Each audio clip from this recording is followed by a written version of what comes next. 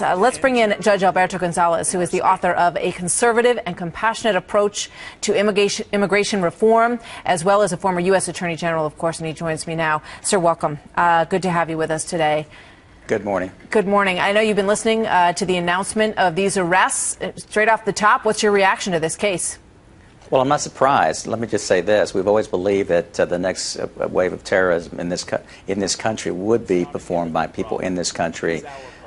People trained in this country. The only thing that I really was surprised about by the briefing was the fact that these individuals were so intent on going overseas to engage in terrorism. I would have thought, I think there are obviously many targets here in this country, and so long as they felt comfortably trained, that they would focus on American targets within our borders, particularly after they were stopped the first time. But beyond that, there's nothing that surprises me.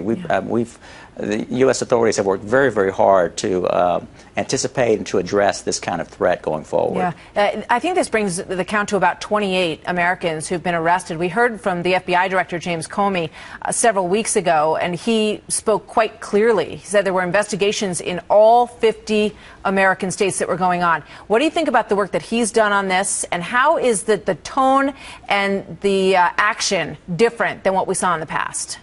Well, listen, of course, a lot of work was done immediately after 9/11 to set the foundation so that we could protect America from this kind of threat, because we did anticipate this was the way it was going to evolve, the way this was going to morph. And obviously, Jim was a U.S. attorney in the beginning of the Bush administration, became Deputy Attorney General. He served with me, and now is the FBI Director. So he is clearly aware of this and obviously appreciates the real serious threat that exists. And the problem we're going to have with respect to dealing with folks in this country is that if they're American citizens, they have certain rights. If they're within our borders, they have certain rights. And so that presents some very unique challenges for both law enforcement and our intelligence agencies. Indeed it does. And interestingly, he said, some of them tried several times to get out. So, raises the question, why weren't they stopped the first time that they were trying to get to Syria?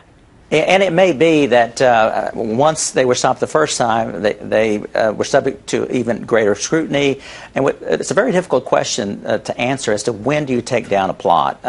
You obviously are going to do it before any lives are lost, before any serious property damage. But you want to continue as long as you can so that you can identify and hopefully will be in a position to capture everyone involved in the conspiracy, including the highest ranking individual. And so it could be that the FBI felt comfortable they could continue to monitor these folks without any serious potential loss of life or damage to property, and they felt it was the appropriate thing to do, to simply let them go and continue the monitoring. And as you saw, he's encouraging people who are up to these kinds of activities that they should turn them in, that they should let them know, and they were able to turn an informant, which was obviously very significant in this case. Attorney General Alberto Gonzales, the author of the new book, which we're showing you right now on the screen. Thank you very much for being with us, and we hope to see you soon, sir. Many thanks. Glad to be with you.